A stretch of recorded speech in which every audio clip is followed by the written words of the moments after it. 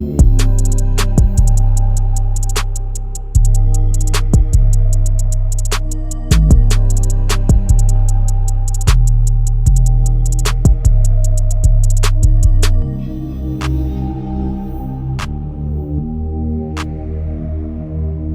back to the Team to Beat Miami Heat podcast, your one-stop shop for daily Miami Heat content. My name is Amir. Before we get into today's episode, just want to thank everybody for supporting the channel, pushing to 3,000 subscribers. So if you do enjoy the content, don't forget to subscribe to the channel. So there was a report that came out from Howard Beck. He said that he believes that one NBA exec said that the Grizzlies could potentially look to trade Ja Morant this summer. He said, I'm constantly checking in with executives, especially around the trade deadline. And he said, what's next in the league and what's next this summer. And he said, you're always on the lookout for who's the next wave of stars that are going to get dealt, right? Somebody out of the blue, he said, keep an eye on Ja Morant this summer. I'm just saying it's one of those things I'm just kind of keeping an eye on if they were to flame out early.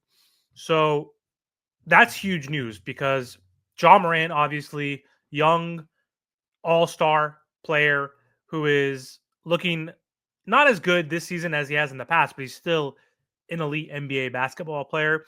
And if he does get moved, Morant, again, could be a game changer for a certain team. I don't think he could be your number 1A, essentially. And he's kind of showing that this season.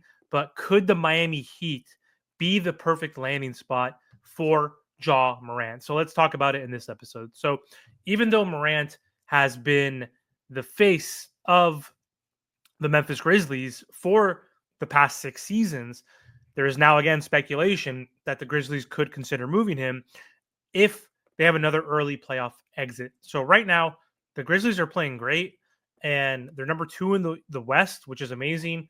Desmond Bane is playing great. Jaren Jackson Jr. is an all-star. He's having the best year of his career. His offense has become even better this season. He's hitting a ton of threes at a high clip. And so I guess the Ringers, Howard Beck, like I mentioned, said he thinks that he could be a trade candidate this offseason. And there's a few different reasons why he could be considered a trade candidate.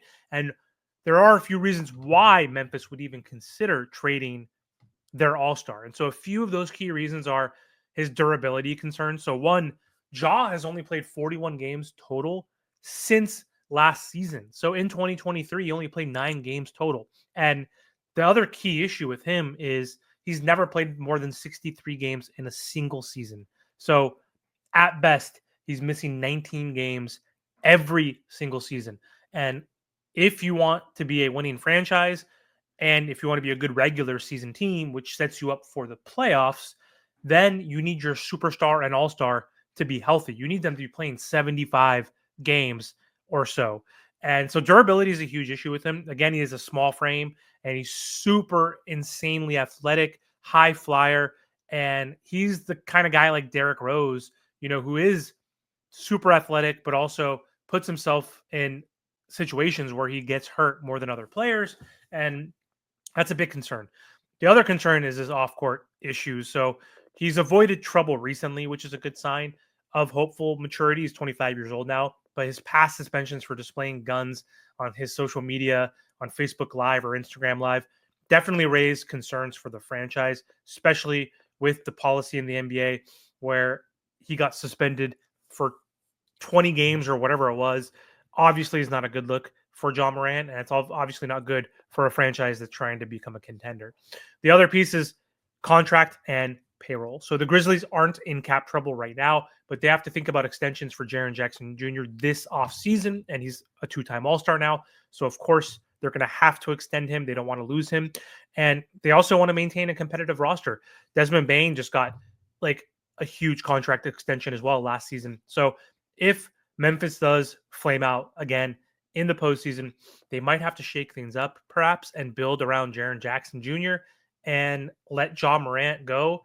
And they can get a lot for him. So if Ja Morant actually does become available, the Miami Heat should be making those phone calls. We know Pat Riley in the front office are always aggressive. They have not been successful, but they've been aggressive anytime a new star is available. So when it comes to landing superstars or all stars, it's really tough. But imagine Ja Morant running the floor with Bam Adebayo and potentially Khalil Ware or even Tyler Hero.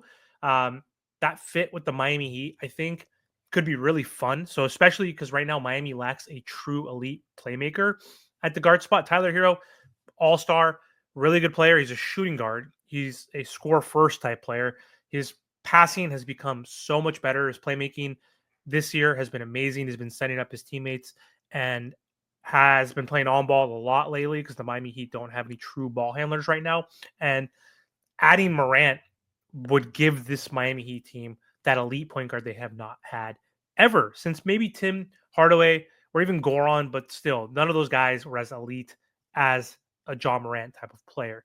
And he gives you, again, dynamic ball handling. He's averaging like 7.8 assists. He averaged over 8 assists the last few seasons. He can create shots for himself. He can create shots for others. He can get to the rim. And he's lightning quick, kind of a three-level scorer. His three-point shooting is not the best, but still. His ability to push pace, young team now with Miami Heat, that's going to be helpful as well. And he's going to help with the transition game. He's going to attack the rim. That would fit perfectly with Miami's, again, young team. Defensively, he's not the best defender, but in the Miami Heat system, I think he can improve with our system. So I think that's a good thing as well. But what is all this going to cost? It's going to cost a lot. So if the Heat were to go after Ja Morant this summer, it wouldn't be cheap. Trade package would look like something like this. So all our picks. So if we don't make the playoffs this season, the Miami Heat will get 2 picks, one from the Warriors, we'll get one from the Thunder, and we have another tradable pick. So they would want all 3 picks. They would probably ask for Tyler Hero because he's an all-star and our best player right now, essentially, especially offensively. They would ask for Niko Jovic, which some Heat fans will say take him. They don't give a shit. Some fans will be like, no, we want to keep Nico because of his upside. Hawkes obviously has to be thrown in there. He's having a sophomore slump. A lot of the Heat fans have turned on him, so they don't care about that. So I'm assuming the first package would be Hero, Jovic, Hawkes, and all the picks. But I'm sure Miami would want to pair Tyler and Ja as the backcourt with Bam and Adebayo. But if that's the case, they're going to ask for Khalil Ware. And I don't know if I want to trade Khalil Ware. I mean, it is Ja Morant, but for all the reasons why I said, off-court issues, injury history, I just don't want to trade Khalil Ware for him. I would want to wait for a better option, essentially. But they're going to ask, if you want to keep Tyler, they're going to ask for Ware, Jaime, Jovic, and all the picks, and probably more because you need the contracts to match. So then you'd have to throw in like maybe Andrew Wiggins and someone else.